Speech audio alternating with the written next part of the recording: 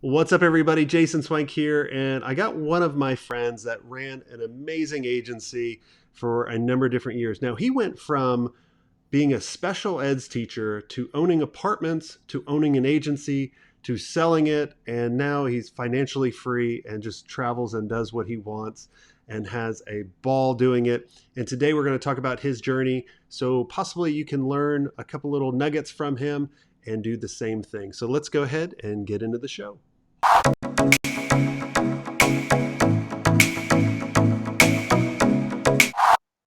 Hey, David, welcome to the show. Hey, Jason, good to see you. Yeah, man, I'm excited to have you on and tell your story. So, you have a pretty fascinating story that always amazed me and everyone else that heard it. So, and I'm not going to give you justice on telling it. So, tell us kind of who you are and kind of tell us a little bit about that trajectory from special ed teacher to apartment to owning an agency and then selling it. Gosh, I'll try to keep it into a nutshell. I was a high school special ed teacher for about 10 years and coaching high school sports and that. And a good friend of mine gave me the really famous old infomercial, Carlton Sheets, How to Buy Real Estate with No Money Down. And I listened to it on cassette tape in my car as I drove to work. And I used the basis of that to buy my first house in England, of all places. And it was a real, let's just say, fixer upper. So we fixed that up and we sold it. I was teaching special ed there and came back to the US and bought my second house and bought another three houses with that and a fourplex. And I was still teaching high school. Then my buddy said, "Hey, I think you got some skills here. Let me introduce you to some people." Um, so I got a couple of angel investors together, and we started buying apartments in 2004 or five.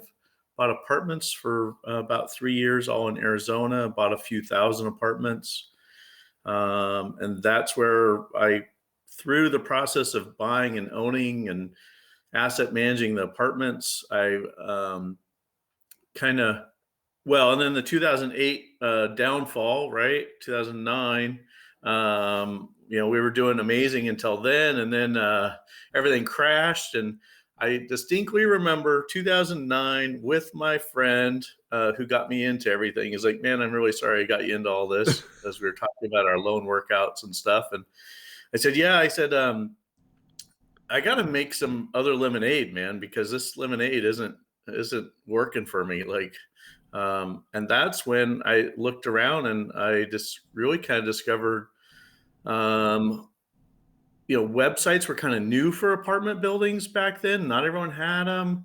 And so I started getting into the technology world of apartments and that industry of managing and operating and operational of apartments. And I was like, I kept on asking my own property managers and stuff to manage our social media, and they would just never do it. Right, like they couldn't do it. They're too busy to do it.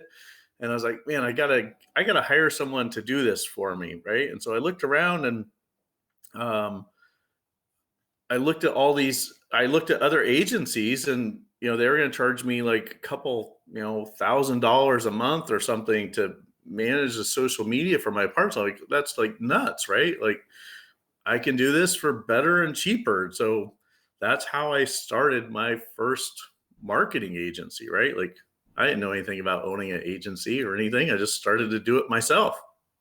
And Uh, and yeah, and talk yeah, about how it progressed because um and and I loved what you used to charge and I used to kind of get onto you, but obviously I mean I literally would try to make an example out of you of how little you actually charged, and then obviously you were a volumes game, so talk a little bit about that. yeah. So I started. I had one employee, and we were running the social media, Facebook mainly for my 6 apartment communities, and the property management company that had about 100 apartment communities under their management, said, "Hey, can you start doing this for our other clients?" And so that's how it kind of started to organically grow. Was, then we went from, like, 10 clients to 20 to 30, 40. And I just said, you know what? I'm just going to make it so cheap that people will sign up and they'll just never cancel. That really was the play. It was just straight up Netflix type of play, right? It's just like, so we charged $99 a month, right? It was just classic, right under the 100, right? So that anytime anyone would think about canceling, they'd be like, wait, the property manager would be like, wait a minute, that means I got to do it then? Like, I'm not going to, like, for 99 bucks, they probably paid out of their own paycheck for us to do it for them, right? Just so they wouldn't get in trouble with the owners and their bosses for not keeping it up to date, right? So that was the play. I mean, it was just a straight up $99 play. Yeah. Yeah, it was, and I remember just being like, David, if you could just raise the prices. And then obviously, you're like, dude, we're a factory. We're a machine.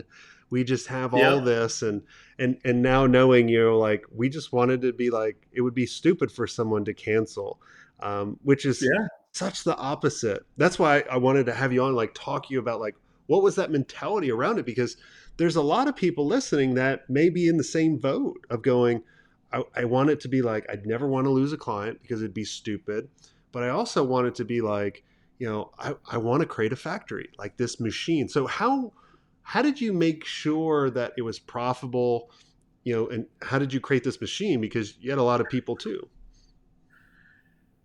Boy, that's a good question. It's kind of, I mean, again, it's kind of based on the Netflix kind of play, right? I knew that property managers and that were just so overwhelmed that they probably wouldn't utilize us as much as they thought they would, but they still needed us, right? And so I knew some people would. It's just like Netflix. There's probably some people that binge Netflix, 100 hours a month, and there's probably the people that don't watch 1 hour a month, right? But the people that don't watch 1 hour a month don't ever cancel because they just want it there. So when they do want to watch it, right? So it was like that. I didn't do. I mean, I never went to business school. I never got an MBA. Any of that stuff. So I mean, it was really kind of back of the napkin, just like, hey, how many hours, how many clients you think someone can manage? Like, it was really, it was not fancy in the, hey, is this profitable or not? It was just like, yeah, I think I can make it work. What were some of the things that helped you build the agency and get it to a level where in a little bit we'll talk about the process of selling it and what's life like now, but what were some of the things that helped you along the way, like from the different people that you've hired on the management team, that kind of stuff? Yeah, so I would say there's a few really big things. One was, I've been a member of Entrepreneurs Organization since 2007, and being a part of that organization has been life changing. Right, being around the other entrepreneurs and learning from their mistakes and learning to build on my strengths versus tackling my weaknesses. That's been like, hire out your weaknesses, right? Do what you're good at and hire out the weaknesses. Like, if they only taught that in school, right? I think that was a key. And then also, one of the foundational pieces of my company was building what we did around wow customer service. So the Zappos model, right? Also, Ruby Receptionist, a local company. Um, we amaze people by, like, answering the phone when it rang, like with a live person. Um, Imagine that. and we responded to emails, like, our customer service, our ticketing, we would respond within 20 minutes, right? And in the apartment industry, that was just unheard of in the vendor piece, right? Like, you would send out an email to people's customer service and not hear back for a week, right? And so people would hear back from us within 10, 20, maybe 5 minutes, right? And they would, like, when they called, like, they'd get a live person, like, they were just amazed, right? And then, like, we were actually helpful. We hired people that love to help people. Like, it was stupidly simple, you know? Well, it's kind of like people ask. I think like what Walt Disney was like. How do you get people to smile all the time? He's like, Yep. well, I hired people that were happy and smiled all the time. Like we didn't train them to Yep. do that. We did it. Yep. Yep. Yeah, I became a huge believer in the Jim Collins, get the right people on the bus and put the right people in the right seats. I really, really focused on streamlining our hiring process. And my key to hiring was we hired recent college grads with degrees in journalism and communications and media, and we screened the heck out of them on writing, right? We made them write and write and write. Like the initial application had like 10 questions that they had to write answers to. And because the job entailed a lot of writing on the behalf of clients, I knew the clients wanted people that could write in like full sentences and spell. And again, really simple stuff. But that screening process of screening out the people that would, write like 2-word answers and their punctuation and like, I mean, and then, young college graduates that were just hungry for their first job, right? And wanted to be involved in the field that kind of, I think they had to learn a little bit in the hard way. There's not a lot of paid jobs in journalism, right? And it's very hard to make it on your own as a blogger. I mean, hard to make a living, right? I'm sure some people do, but most people have a difficult time. So the hiring piece was another piece. Yeah, for sure. Awesome. Well, and then let's talk about um, the selling process. Like, how did that come to fruition? Because you sold to one of your big clients, and a lot of people don't realize that you could do that. And it's Right, also kind right, of right, dangerous sometimes too. right, right. It's definitely walking the tightrope. So what was interesting was I built the company up to, I think, about four, five, 600 clients, and we had built our systems and that. And what I realized was at $99, right? It was not where it was not profitable was it was not profitable to hire a highly paid sales team. And I would say out of all the things that I failed at, that's what I failed miserably at was whenever I tried to hire a salesperson and get them to perform and just make what I'm paying them, like it was just like it never worked, right? And so the big change there was, I'm a big Costco shopper and Kirkland Signature and this and that, and I'm like, hey, and then with entrepreneurs organization, I was like, hey, I think there's something to this white label thing, and I think that might even been learning some from you, and I partnered with a larger company to do a white label agreement with them. And so over time, which took probably, gosh, maybe 2 years to put together and formalize and all the, it was a big company and all the legal and this and that. But that was the key to the growth was because they had 350 sales agents around the country that I didn't have to pay for. That was the biggest thing, right? And I still got to charge them what I charged my regular clients on the wholesale side. And so my profit margin was still there. But you know, that's where the magic happened, right? I mean, we started adding 100, 200 clients a month. And all I could do was focus on hiring great people and increasing our systems and scalability and everything. And we got to a couple thousand clients with them, and we're about 65 employees about that time, right? Just like you said, it was a factory, And that was when they came to me and just said, "Hey, we're interested in buying your company." And I said, "Well, that's not really why I built it, but I said, sure, I'll listen." Right. I also knew that I would, if they didn't buy me, that they were probably going to recreate it or do something else that, you know, like you said, it's a dangerous spot to be in when that's the whole piece is when your client concentration goes to 60 and 70% of your clients come from one source, you live by the sword and you die by the sword, right? Yeah, I mean it's I've known people where they've done this where they'll outsource to an agency and they'll Hmm. become 90% of their business and say I want to buy you, and then and they'll say if you say no we'll just go away, and then you're like crap. Now that didn't happen to you. You're the lucky one. um, Right, right. but what walk us through the process of like, so they say okay, well here's what we're thinking, all this kind of stuff.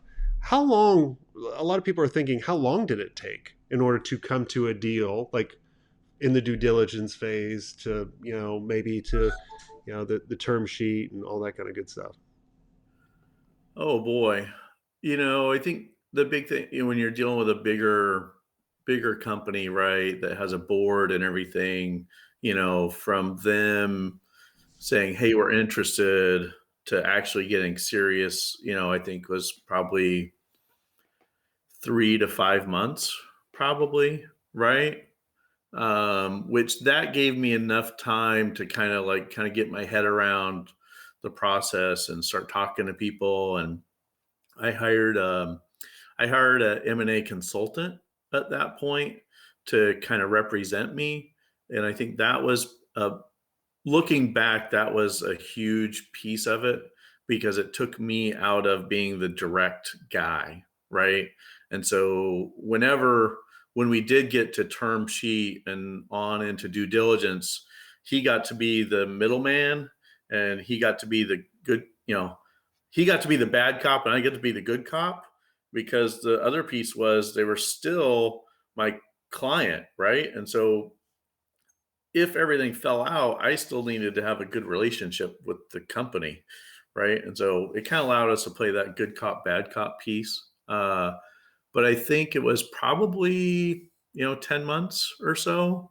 But the piece that made that go a lot quicker was, they were a majority concentration of my company. And so they kind of knew the back end financials and due diligence kind of because they knew all the moving pieces of that, right? Um, and so that took a lot of the uncertainty out from their side, I think, and helped move it faster than normal. Very cool.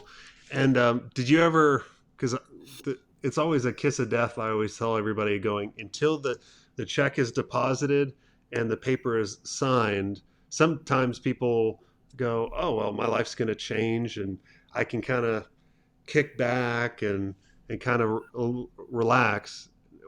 Did you just go, hey, if this happens, great. If not, I'm good? Um, I'd been through some big real estate deals before, so I think that helped. But the other piece is I knew I needed to make it to the finish line for this to happen because if it fell apart, like you said, right, they were going to be the 1,600-pound gorilla and take some drastic measures against me that would not have ended up well, right? I mean, it's just classic North Korea, right? Like you don't want to be the first person to push the button and send the missile, right? So you're just kind of waiting and you're head down, making everything perform. They're looking at your metrics like crazy as you're getting ready to close and you're trying to keep your team together, right? I think that's the other piece and the sale piece is, so who do you tell? When do you tell them? Who knows? Right. And when did you And do that? When did you start telling people? so I try not. I learned when I sold real estate, big apartment buildings, what I learned was to not tell people, right? I mean, it's just when you tell people for whatever reason, I think it's just human psychology. They tend to jump ship. I mean, they just like, oh, this boat's sinking or not going in my direction. I'm gonna go look for something else, and you start losing key people left and right. And so I learned not to do that. So I only told one person in my company, which was my CFO, because I had to, because I relied on her for all the financials, and there's just no way that I could keep it from her, right?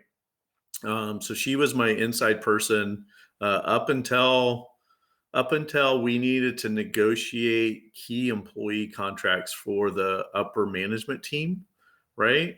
Because that's in a acquisition, they want to secure all your top level management to make sure they come over on the transition. And so that was a big piece was, I mean, basically as the owner, I mean, part of that sale process is you got to tell the executive management team at the last minute what's going on and get them to sign employment agreements with the new company to make sure that there's going to be a smooth transition there. And a lot of times that's a key piece to closing the deal, right? Because at the very end, if all your top level management walks off the job and the company, I mean, if you're selling a service company, right? I mean, that's what you're selling is the people and the processes, right? You lose a lot of that and you could be subject to a whole renegotiation at that point. So that's a really stressful time. And then also, you got to make sure that those people don't recognize the leverage they have in that situation and over leverage their position into extracting what they would like to extract from you during it, right? So that's really stressful point. Yeah, I remember going through that as well, and that is not fun. And I am in the same vote of going only tell when you need to. And because yeah, when we made the announcement, some people don't like change, and Right. they just for whatever reason they don't like change, even if it's going to be better for them. Because that's how I judged when we sold. I was like, look, same type of culture, not much is going to change. They're going to have a little bit more resources. I think it actually is better for everyone. And a lot of people Right. advanced, but there were some people that were like, nope, I like the mom and pop mentality, even though we were kind of a middle, we were not small, but they still liked, kind of they could come to me for anything and they knew everyone. So makes, Right. some things. So well, awesome. Well, this has been what's life like now for you after selling? Because I see your Facebook, you're just traveling around the world. um yeah, it's been kind of interesting. I volunteer. I'm the president of the PTO at my kids' high school now. Really involved with my kids' lives. You know, I got a freshman at university and a sophomore in high school and a seventh grader, and so a lot of focus is turned to them. I try to really provide a lot of really unique, fun travel experiences for them. That's my go-to thing is I just love travel and stuff. I mean, with the pandemic, it's been kind of a bummer, but at the same time, I've kind of rediscovered, traveling in the United States to national parks and hiking and river rafting. And, we rafted the Grand Canyon this last year. Due to the pandemic, they had openings, right? When's that ever happen? So, taking advantage of, it's that lemonade piece, right? Taking advantage of what life gives you when it does and figuring out what that is and going with it. So, That's awesome. Well, I'm so happy for you to see where you started and where you ended up. It's very well deserved with all the hard work. So congratulations for that. thanks.